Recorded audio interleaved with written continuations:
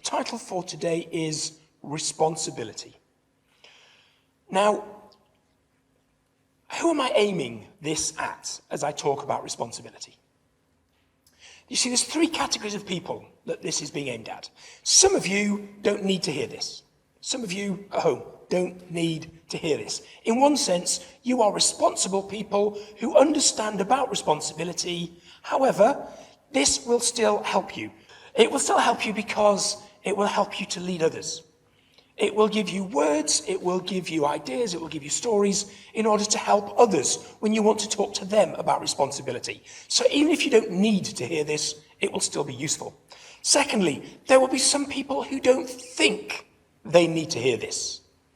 They'll be saying, oh, responsibility, I don't need to hear about responsibility, I understand about responsibility, and what I want to say to you is, you do. You do need to hear it. You don't think you need to hear it, but you do need to hear it. And then the third category of people is people who don't want to hear it. You, as soon as I say the word responsibility, you go, oh no, I do not want to be reminded about responsibilities. I do not want to talk about responsibility. And your temptation is to switch off right now. Please don't, because you need to hear it. You really need to hear this that I'm going to say. Okay, responsibility. First question. What happens if someone doesn't do the thing that they're responsible for? If you don't do the thing that you're responsible for, what happens? I suggest to you, it causes friction. It causes friction between you and other people around you who expected you to do the thing that you're responsible for. It can cause anger. Have there not been occasions where somebody was supposed to do something and you found out they hadn't done it? And what did you feel? You felt angry with them. You thought, oh, you were supposed to do that and you didn't do them. It generates anger. Stress. When people are not doing what they're supposed to be doing, we get stressed about it. You know this. And we also know it makes a mess. Things end up in a mess if people are not doing the things that they are responsible for. And this is true at every level. This is true for government. When I was a teacher, I particularly used to look with interest at who the education secretary was. And nearly always I felt that they were not doing what they were responsible for. They were not looking after education very well. And again, you've looked at governments and thought they're not doing what they're supposed to be doing. You look at it in business, in a work situation. You know if you work or when you've worked, there were people that you knew were responsible. And that if they were supposed to do anything, you didn't even have to ask. If they said they were going to do it, you knew it was going to be done. And there were others you had to check up on. And there were others that never even did it when you checked up on them. It happens in church. It happens in the family, doesn't it? In a family setting, you know that sometimes the people in your family are not doing what they're supposed to be doing. It's also true whether people believe in God or not. So although I'm talking about this from a spiritual point of view, this is a universal truth. The things that I'm said are true. People who do not do what they're responsible for cause the friction, the anger, the stress, the mess. They do it if they're a Christian. They do it if they're not a Christian. It affects me if I'm a Christian. It affects me if I'm not a Christian. This is a universal truth about responsibility. So that's the first thing that I want you to get. Second thing I want to think about is this. If I don't take responsibility, in effect, I'm asking someone else to do it for me. If I don't do what I'm supposed to do, if I leave the job undone, in effect, what I'm saying is someone else do that job. So if I'm in the house and I come in through the front door and I throw my coat on the floor, for example, in effect, what I'm doing is I'm saying, Hillary, you pick up my coat and hang it up. Because if I don't do it, the only other person in the house is Hillary. Now, I would not walk through the door, throw my coat on the floor and go, Hillary, pick that up and hang it up for me. Obviously, I would never do that. But in effect, when we're responsible for something and we don't do it, we are saying, someone else do that for me. And the truth is, I bet you wouldn't say it to their face. You do it, you just leave it for somebody. But if they were there, you wouldn't leave it undone, and then say to their face, I'm leaving that for you. You wouldn't dare do it, would you? But in effect, that's what we're doing. So, what if I make a mess? Let's take something really, really simple. I'm outside, and there's the floor, and I unwrap a sweet, and I have a sweet wrapper now. What do I do with that? Do I drop it on the floor, or do I put it in my pocket or find a bin? Because if I drop it on the floor, in effect, I'm saying to somebody else, you pick that up for me. You wouldn't say it to their face. What about if I make a mess of my finances? If I keep spending loads of money, if I get into debt, basically at the end of the day, somebody else is going to have to sort that out. If I haven't got manageable debt, it's possible to manage your debt, to get into enough debt that you can cope with. A mortgage can be manageable debt. But we can get into unmanageable debt, in which case we're effectively saying someone else is going to have to sort out my finances. What if you make a mess of relationships?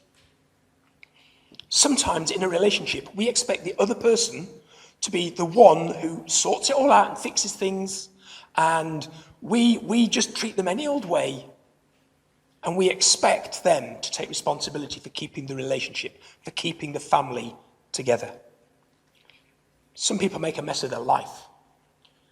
They go off and do all kinds of things and leave themselves in a difficult situation, and they expect someone else to come along and fix it for them.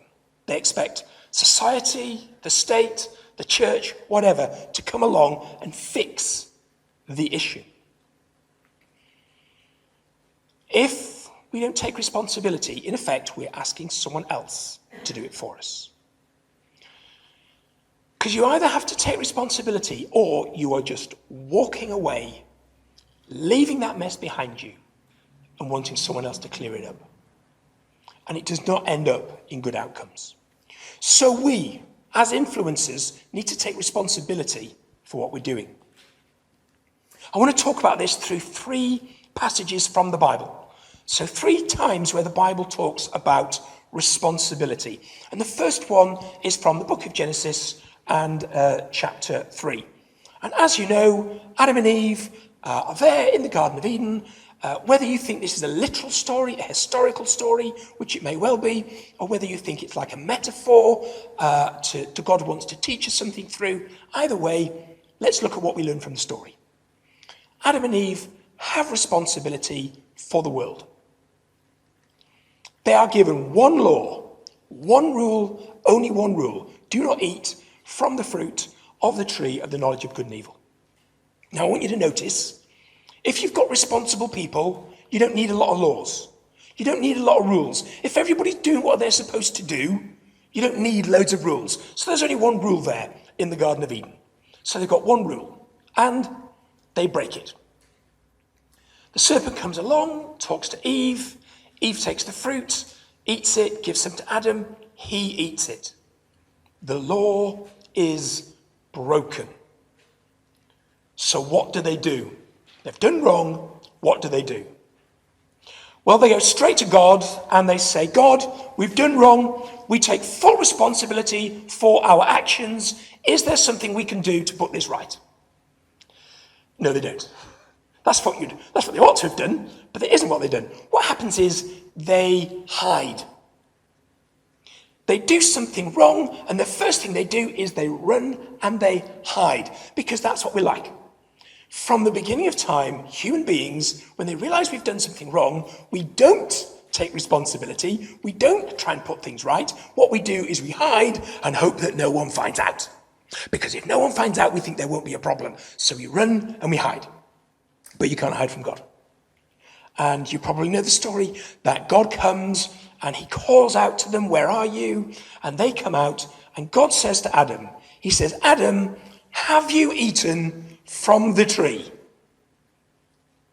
And when God says to Adam, have you eaten from the tree? Adam says, yes, I have, and I take full responsibility for my actions. Is there anything I can do to put this right?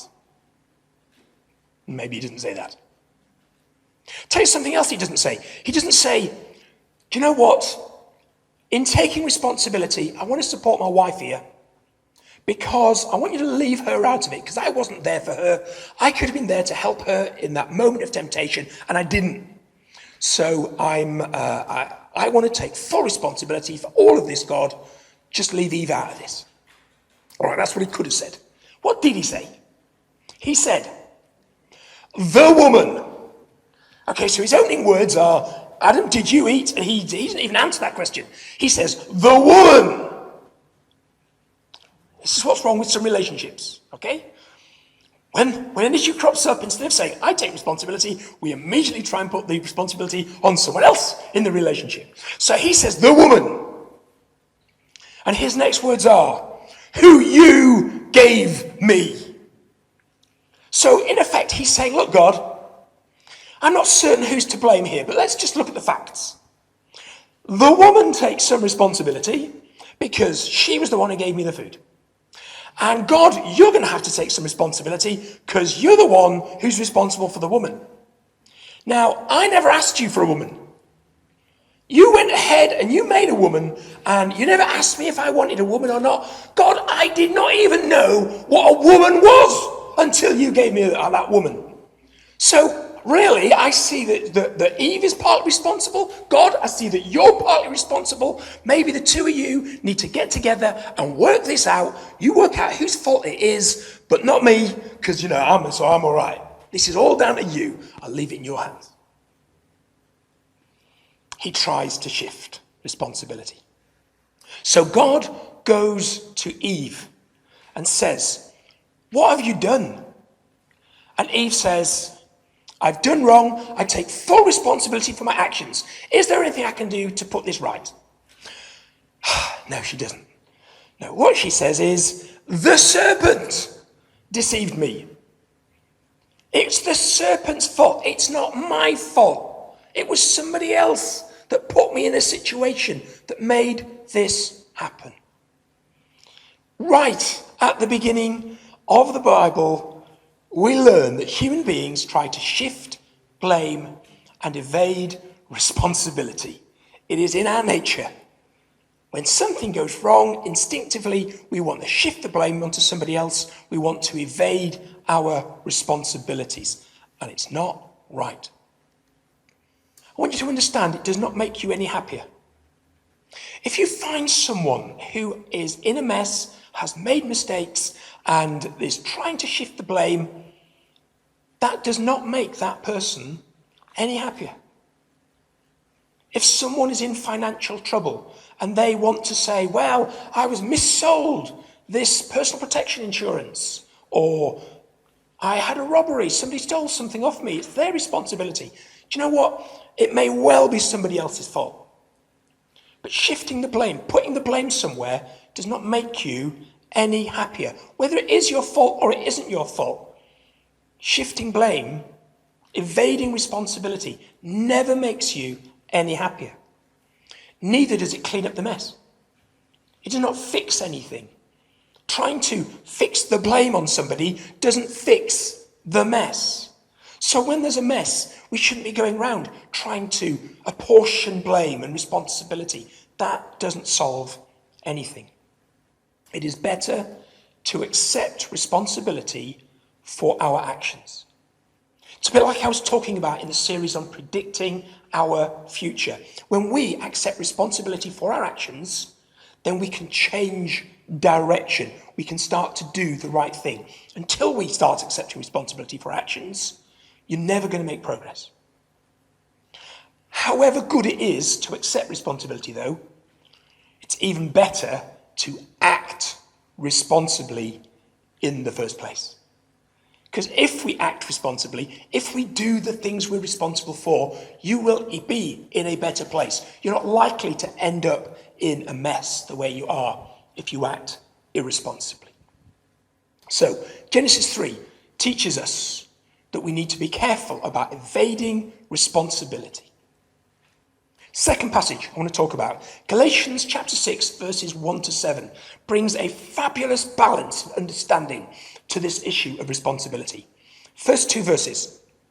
If anyone is caught in any transgression, you, who are spiritual, should restore him in a spirit of gentleness, Keep watching yourself, lest you too be tempted. Bear one another's burdens. What we see here is that we have to look out for those who are getting themselves in a mess, and we have to help them bear that burden. Or to put another way, you are responsible to help others with their mess. If we see somebody who has got an issue, has got a problem, we as Christians have a responsibility. We have to help people with their mess. It's what God calls us to do, to help people carry their load. And what we might do is we might think, oh, well, if people have to help me carry my load, well, then really, I can do whatever I like. Because we have to help people carry their load, whether it's their fault or not. We don't look at some people and say, oh, they had some terrible circumstances that were not their fault at all, so I'll help them.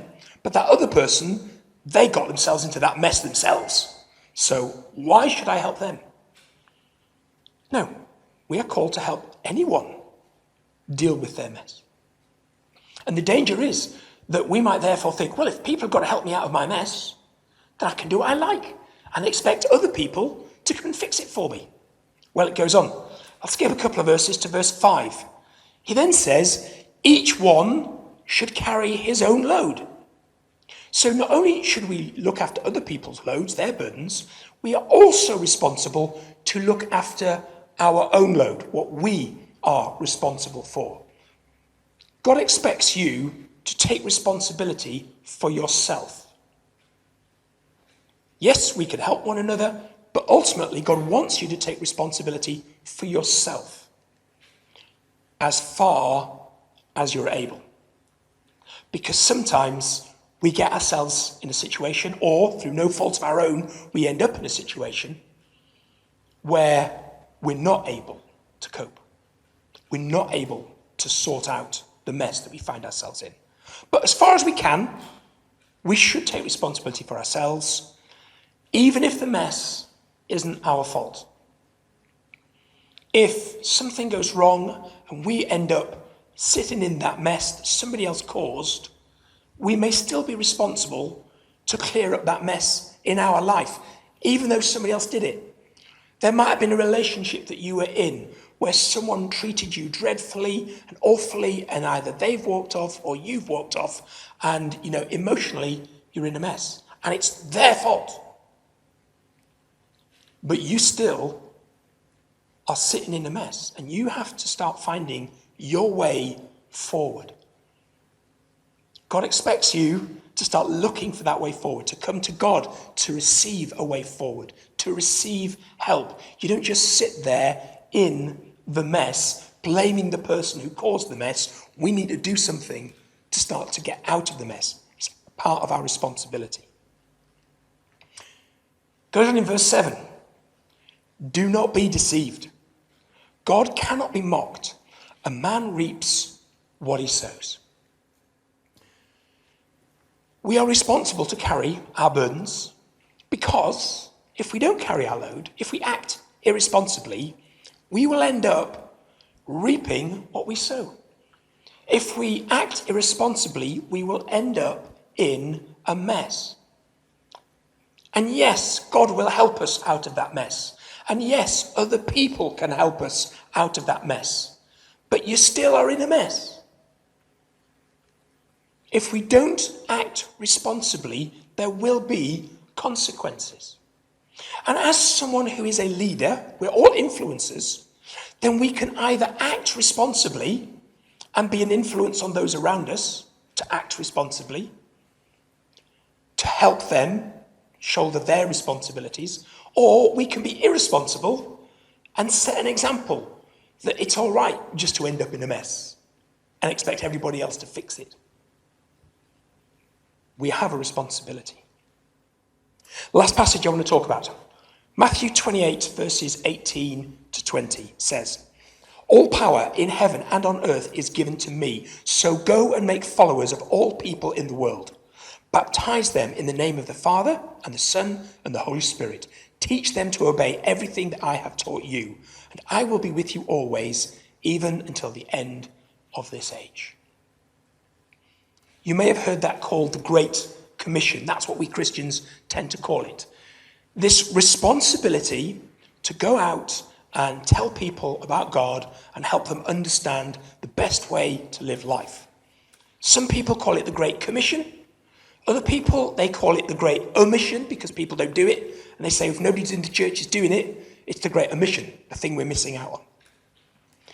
Here is our responsibility to spread the good news. We have a responsibility as Christians to spread the good news. What's the first bit of good news? First bit of good news is we are in a mess. All of us, everyone on this planet is in a mess. Now, you might not think that's good news. That doesn't sound like the kind of good news you want to share, is it? It doesn't sound like good news. But you know what it is? It is good news because everybody recognizes they're a mess. We all look at the things like social media, other people walking around, and we think they've got it together. They're brilliant. Look at how great their kids are in the picture. Look at what a wonderful situation they're in. Look how well their job's going. You see all these highlights that people put out there. And we think they're not a mess, and I am.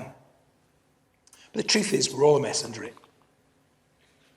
So it's good news when you realize that you're not alone. We're all a mess. Second part of the good news is we can't put it right ourselves.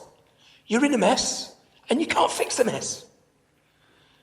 We've been talking about the fact that you're responsible to clear up your mess, and then we realize we're actually in such a big mess overall, we're never going to be able to get ourselves out of it. Still not sounding much like good news, is it? But Jesus came to take the load for us. We're in a mess. We bear the guilt, we bear the burden, we bear the weight, we bear the shame. And then Jesus comes and says, I will lift that off you. I am willing to free you from all of that burden, all of that weight, all of that guilt, all of that shame. The thing that should be leading you towards death, I'm going to take so that you can go to heaven. And lastly, he'll do that if we admit responsibility and ask for his help. If we do not admit our responsibility for our actions. Now, we talk about this as confess our sin, but really confessing our sin is saying, I take responsibility for what I've done. I admit it. I'm going to stop putting the blame on other people. I'm going to stop saying it was circumstances. I'm going to stop saying it was the way that I was brought up. I'm going to stop saying that bad crowd led me astray. I'm going to stop saying, well, it was just a temptation. I'm going to stop saying, I only did it for a bit of fun. What's the big deal? When we stop all the excuses and we say, I take responsibility. When we stop being like Adam and Eve and hiding and running away and pretending that everything's okay and pretending that if we just ignore it, that mess is not going to be a problem.